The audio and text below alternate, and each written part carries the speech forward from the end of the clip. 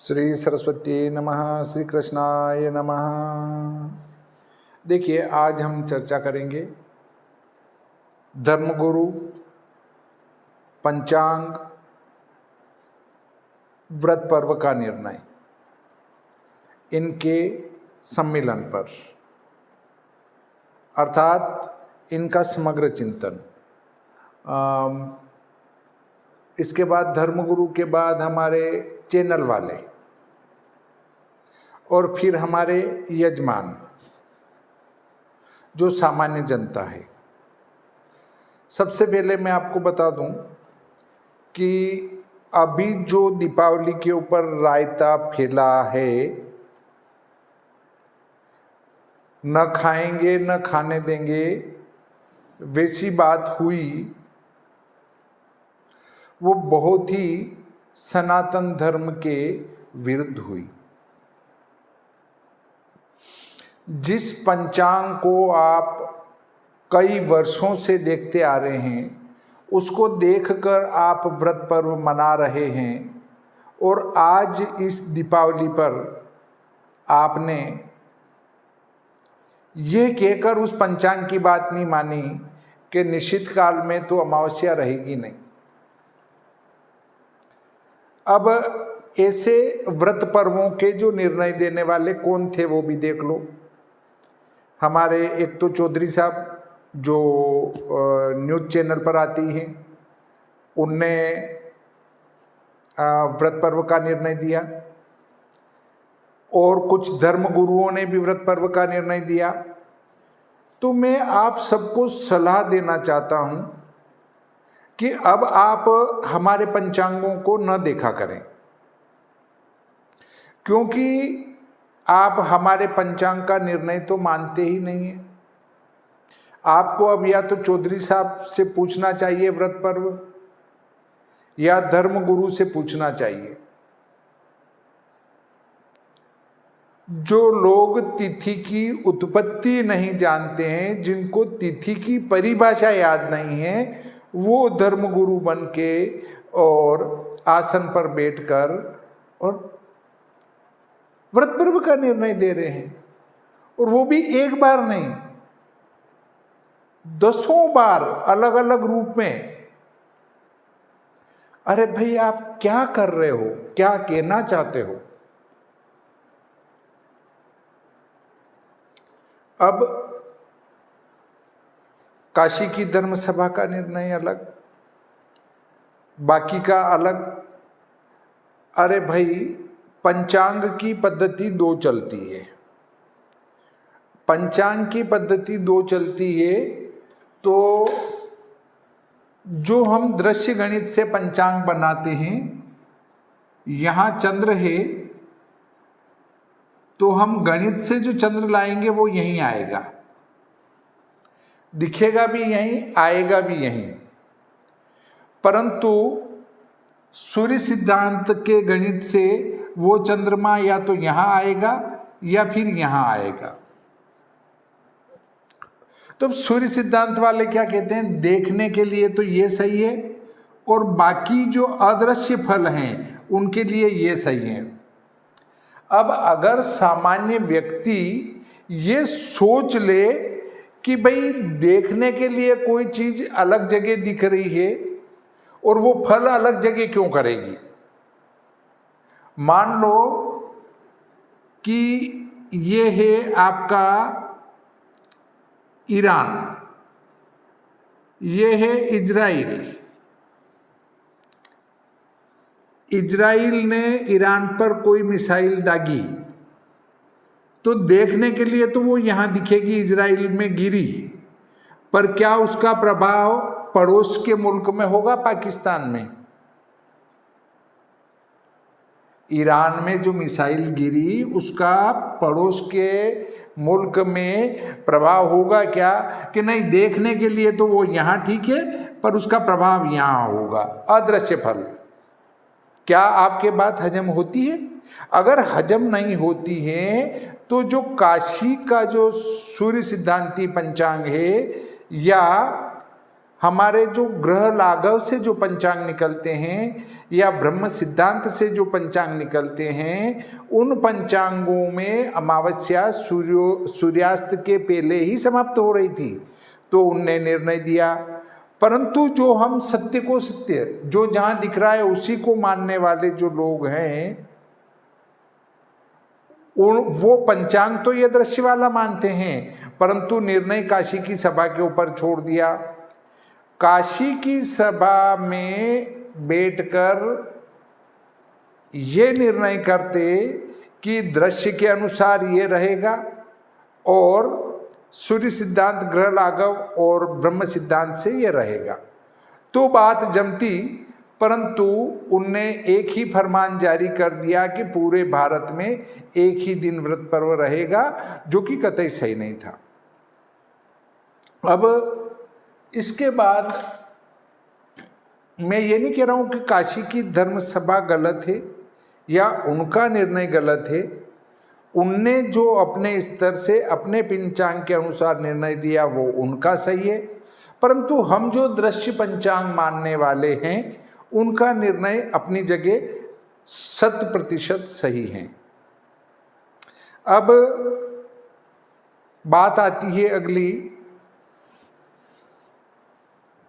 कि तिथ्युत्पत्ति न जानन्ति, तिथि की उत्पत्ति नहीं जानते हैं और वे व्रत पर्व का निर्णय कर रहे हैं। जिनने मंच से या फेसबुक से ये कहा कि इस प्रकार की ये तिथि का निर्णय ये रहेगा, वो बैठकर पार्टी गणित करके अगर तिथि सिद्ध कर दें तो हम मानेंगे कि नहीं यार, आप बहुत विद्वान हैं। अब रही बात जिन लोगों ने ये 80 पंचांग नहीं माने, मेरा पंचांग तो मान लो 5000 ही निकलता है, मैं ज़्यादा नहीं कह सकता हूँ, परंतु निर्णय सागर पंचांग 2 लाख 3 लाख निकलता है, श्रीधर शिवलाल पंचांग 1 लाख के लगभग निकलता है। अब इतनी क्वांटिटी, इतनी लंबी संख्या में निकलने वाले पंचांगों को अगर आप उसमें लिखी हुई हर बात मान रहे हैं और उनमें लिखा हुआ व्रत पर्व आप नहीं मान रहे हैं, ये कितनी विडंबना की बात है। ये 150 वर्ष पुराने पंचांग है। मैं अपनी नहीं कह रहा हूं, मेरे पंचांग को मत मानो, पर ऐसे पंचांगों को जब आपके पुरखे मानते आ रहे हैं, उन बातों को आपने गलत साबित कर दिया, जो कि गलत है। आपको उसमें लिखी हुई बात माननी चाहिए थी। ऐसी ही स्थिति अब बनने वाली है अगले वर्ष के ऊपर। अगले वर्ष के ऊपर जो स्थिति बनने वाली है उस पर चर्चा करते हैं। संवत 2082 कार्तिक कृष्ण पक्ष,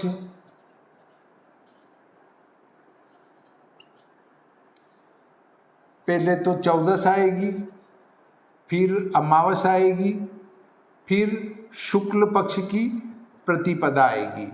इनका वार भी लिख देता हूं मैं। ये है श्री भादव माता पंचांग की अभी जो छपा नहीं है उसकी कॉपी है, हस्तलिखित है, इधर प्रिंटेड है, परंतु अभी छपा नहीं है। 2082 का शीघ्र आने वाला है। ये सोम मंगल बुध, सोम मंगल और बुध ये वार बैठते हैं। इसमें 2257 है, इसमें 2820 है और प्रतिपदा जो हम देखें तो वो 3414 है।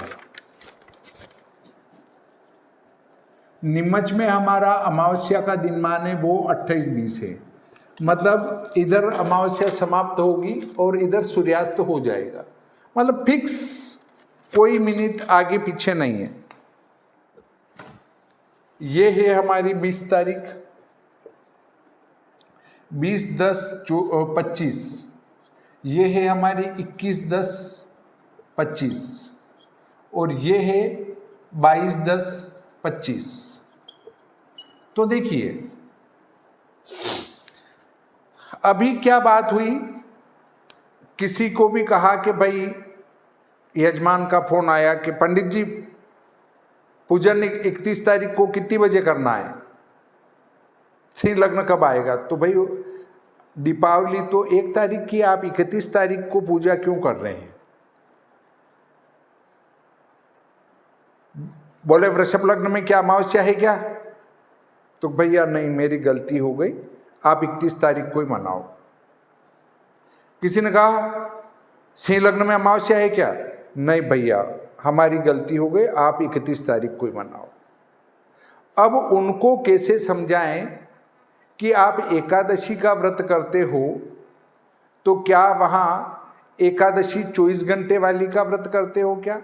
या दशमी तिथि के दिन में 11 बजे से एकादशी चली और एकादशी वाले दिन सुबह 10 बजे एकादशी समाप्त हो गई, तो क्या दशमी से एकादशी के दिन तक आप उपवास करते हो या एकादशी का पूरा उपवास करते हो?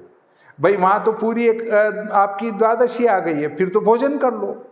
ऐसे कई त्योहार व्रत पर्व हैं जिनमें वह तिथि कर्म काल में होना चाहिए, उसके बाद वो तिथि है या नहीं है उस पर विचार नहीं किया जाएगा। अब एक कह रहे हैं कि कोजागरी कौन जाग रहा है, कौन जाग रहा है? अरे भाइयों, कौन जाग रहा है ये रात की बात तो होती है कब? आश्विन शुक्ल पक्ष की पूर्णिमा को कोजागरी व्रत किया जाता है और उसमें रात्रि में जागरण का विधान है। वो यहाँ आपने लाके लगा दिया दीपावली पर, जो कि गलत है। अब यदि कोई धर्म गुरु कथा करते हैं वहाँ तक वो बहुत बढ़िया है, परंतु जब वो पंचांग के क्षेत्र में जिसका ज्ञान नहीं है तो बोलना नहीं चाहिए।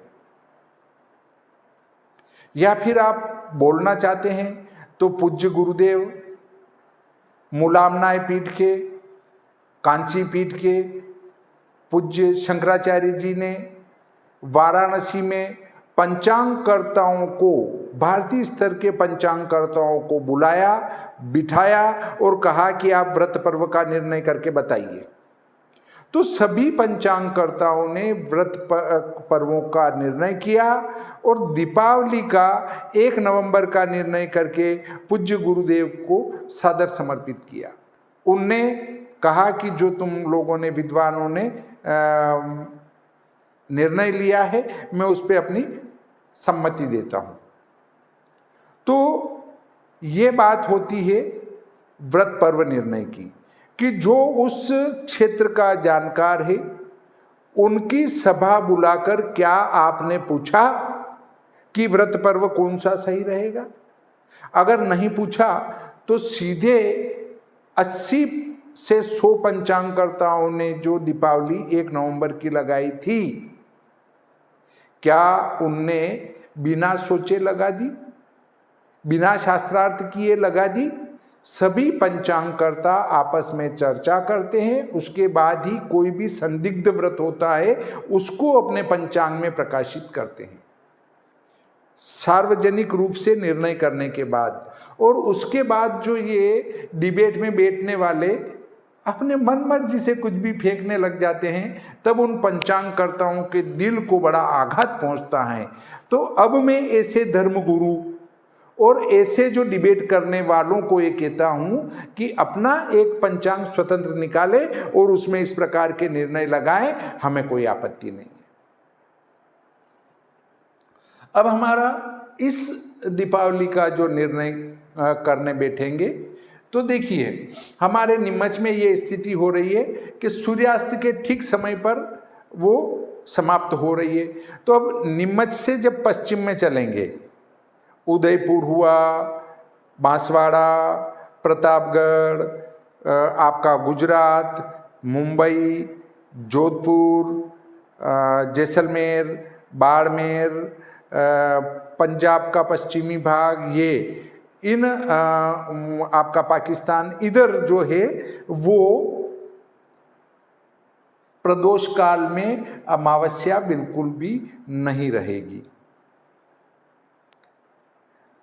और नीमच से पूर्व में जब चलते हैं, झालावाड़ और हमारा भोपाल, इधर 1 मिनट 2 मिनट 5 मिनट 10 मिनट ऐसी रहेगी। और जब इलाहाबाद और हम काशी तक चले जाएंगे तो दृश्य गणित से 1 घटी सूर्यास्त के बाद अमावस्या हो जाएगी मंगलवार 21 तारीख को।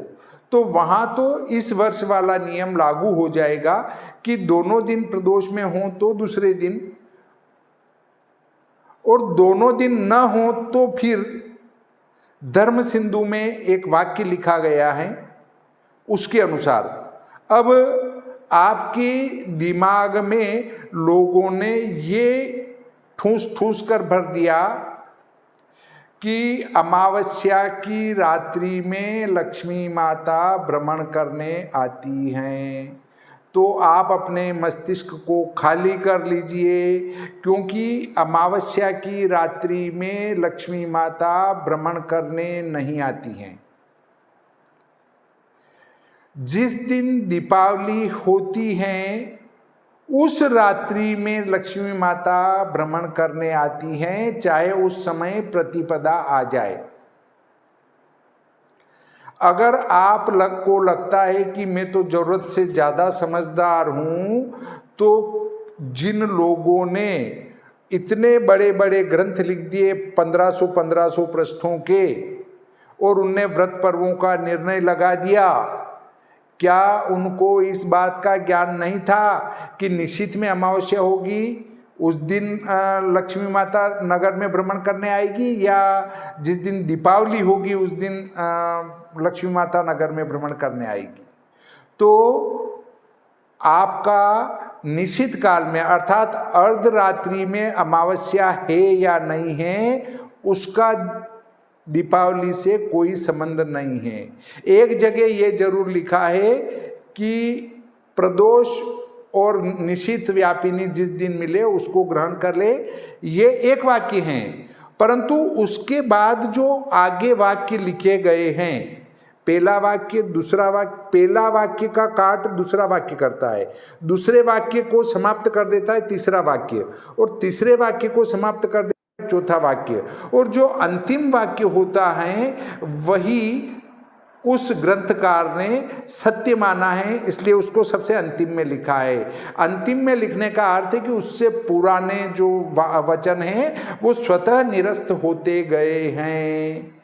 अब जब पुराने वचन स्वतः निरस्त होते गए तो अंतिम में जो वचन लिखा उनने कि दोनों दिन प्रदोष व्यापिनी हो तो दूसरे दिन, दोनों दिन न हो तो दूसरे दिन, पर प्रथम दिन प्रदोष व्यापिनी हो और दूसरे दिन प्रदोष व्यापिनी न हो, परंतु प्रतिपदा वृद्धिगामिनी हो, तो पहले दिन प्रदोष व्यापिनी अमावस्या छोड़कर भी दूसरे दिन दीपावली मनानी चाहिए। जब आप दीपावली दूसरे दिन मनाएंगे और उसके निशित में अर्धरात्रि में चाहे वहाँ प्रतिपदा आ जाएगी तो भी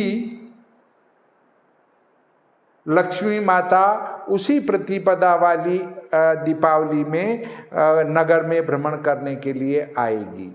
इसलिए जो जरूरत से ज़्यादा समझदार हैं और वो ये प्रश्न करते हैं कि वृषभ लग्न में क्या अमावस्या रहेगी क्या, तो भैया हमारी गलती हो गई, आप आपके जी में आए तब मनाओ। क्योंकि ऐसे लोग शास्त्र वचन समझते ही नहीं हैं, तो इनको शास्त्र वचन समझाने की कतई आवश्यकता मुझे नहीं दिखती है। अब इसमें शास्त्र वचन क्या कहता है, अंतिम वचन है, वो आपका अंतिम वचन है वो धर्म सिंधुकार का है। धर्म सिंधुकार क्या कह रहे हैं उस पर मैं आपको बताता हूं।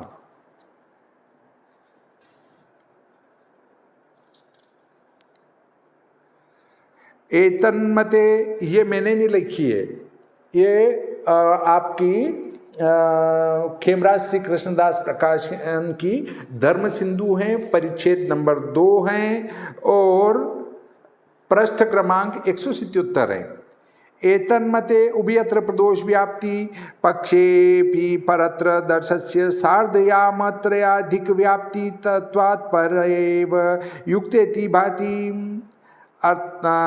चतुर्दशादिनत्रयेऽपि दीपावली संज्ञके यत्र यत्रानि स्वाति नक्षत्रयोगस्तस्य प्राशस्त्यातिशयः अस्यामेव निशितोत्तरं नगरस्त्रीभिः स्वगृहांगणादलक्ष्मी निस्सारणं कार्यम्। देखिए, इससे पहले भी लिखा है एवं उभयत्र प्रदोष व्याप्त्य भावे भी पुरुषार्थ चिंता मनोतु पूर्वत्रेव व्याप्तिरेव पक्षे परत्र याम त्रयाधिक व्याप्ति दर्शे दर्शापेक्षया प्रति पदवृद्धि सत्वे लक्ष्मी पूजादिकमपि परत्रेवेत्युक्तम्। इसका आपको संस्कृत नहीं आया हो समझ में तो हिंदी पढ़ के बता देता हूं मैं। इस प्रकार दोनों दिन प्रदोष व्याप्ति के अभाव में भी समझना। पुरुषार्थ चिंतामणि में तो यह कहा है कि पहले दिन ही व्याप्ति हो। इस पक्ष में यदि आगे 3 प्रहर से अधिक अमावस्या हो तो दर्श की अपेक्षा से प्रतिपदा की वृद्धि हो तो लक्ष्मी पूजा आदि भी परले दिन करना, प्रतिपदा की वृद्धि हो तो। इस मत में दोनों दिन प्रदोष व्याप्ति के पक्ष में भी परले दिन अमावस्या 3.5 प्रहर से अधिक हैं, इससे परली ही युक्त है यह प्रतीत होता है। चतुर्दशी आदि तीनों दिन जो दीपावली नाम के उनमें जिस में स्वाति नक्षत्र का योग हो उसकी प्रशंसा से अधिकता है। इसी अमावस्या को अर्धरात्रि के अनंतर नगर की स्त्री अपने गृह के आंगन से अलक्ष्मी का निस्सारण करे। देखिए, कौन सी अमावस्या को निस्सारण करे? जिस दिन हमारी दीपावली हो उसी दिन अलक्ष्मी का निस्सारण करना है। ये मैं नहीं कह रहा हूँ, धर्म सिंधु खेमराज श्री कृष्णदास प्रकाशन की कह रही हैं। इसलिए यहाँ अगर हम देखें तो देखिए, अमावस्या 28 घटी है और प्रतिपदा 34 घटी है। पूरे भारत में ये अमावस्या 3.5 प्रहर से अधिक रहेगी और दूसरे दिन प्रतिपदा वृद्धिगामिनी है, इससे इसका मान अधिक है। इसलिए दीपावली अमावस्या मंगलवार 21 अक्टूबर 2025 को मनाई जानी ही शास्त्रोक्त हैं। परंतु वे जो बुद्धिमान लोग, शास्त्रों के ज्ञाता लोग जो 31 अक्टूबर 2024 को दीपावली मना चुके हैं, उनके लिए कोई प्रतिबंध नहीं है। परंतु जो इस शास्त्र वचन को समझना चाहते हैं वे चाहें तो 21 अक्टूबर को दीपावली मना सकते हैं। अब मैं आपसे एक निवेदन और करना चाहूँगा, कमेंट बॉक्स में जाकर अपशब्दों का प्रयोग न करें, क्योंकि शास्त्र वचन मैंने बताया है। आपको अपशब्द बोलना है तो किसको बोलें? जिनने धर्म सिंधु लिखी हैं इसके लेखक को अपशब्द बोल सकते हैं, क्योंकि मैं तो इसमें लिखे हुए वाक्यों को पढ़ के बता रहा हूँ। अगर आपको अपशब्द बोलना है तो उनको बोलें। आप 20 अक्टूबर को भी अगर दीपावली मनाते हैं मुझे कोई तकलीफ नहीं है, आप 21 अक्टूबर को भी दीपावली मनाते हैं मुझे कोई तकलीफ नहीं है। कोई धर्मगुरु क्या कह रहा है मुझे कोई तकलीफ नहीं है। परंतु ये ध्यान रखें कि आप धर्मगुरु हैं और उच्च पद पर बैठकर अगर कोई निर्णय ले रहे हैं तो उसमें पंचांगकर्ताओं को एक बार साथ में बिठाकर अवश्य विचार कर लेना चाहिए कि भाइयों, तुम जो इतनी मेहनत करते हो उसके बाद तुमने दूसरे दिन की दीपावली क्यों ली है? हम तो पहले दिन की लेना चाहते हैं। इसके संबंध में आपका क्या कहना है? तो हो सकता है दोनों का निर्णय एक हो जाए, और यदि फिर भी आप अपने पद के अनुसार कि मैं तो धर्म गुरु हूँ, या मैं धर्म का जानकार हूँ, या मैं धर्म की शिक्षा देता हूँ, या मैं फेसबुक चलाता हूँ, या मेरे फॉलोअर्स कई हैं तो मेरी बात ज़्यादा चलेगी, और आप इस हिसाब से अगर कोई निर्णय देना चाहते हैं तो आप इसके लिए स्वतंत्र हैं, मुझे किसी से कोई तकलीफ नहीं है। परंतु फिर भी मेरे इन धर्म सिंधु के वचनों को देखकर अगर आप दिवाली 21 अक्टूबर 2025 को मनाते हैं तो उचित जान पड़ता है। और लक्ष्मी माता जिस दिन दीपावली होगी उसकी रात्रि में चाहे प्रतिपदा आ जाए तो भी वे भ्रमण उसी दिन करेंगी।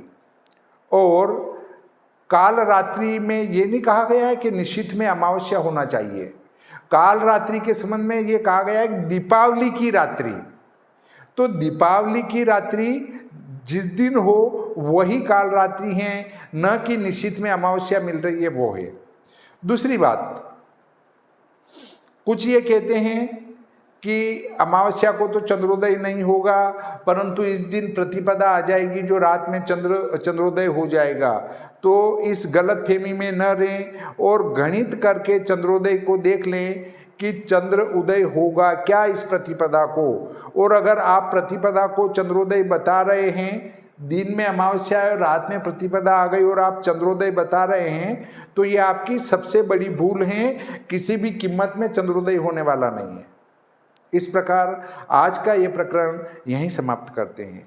श्री सरस्वती नमः। श्री कृष्णाय नमः।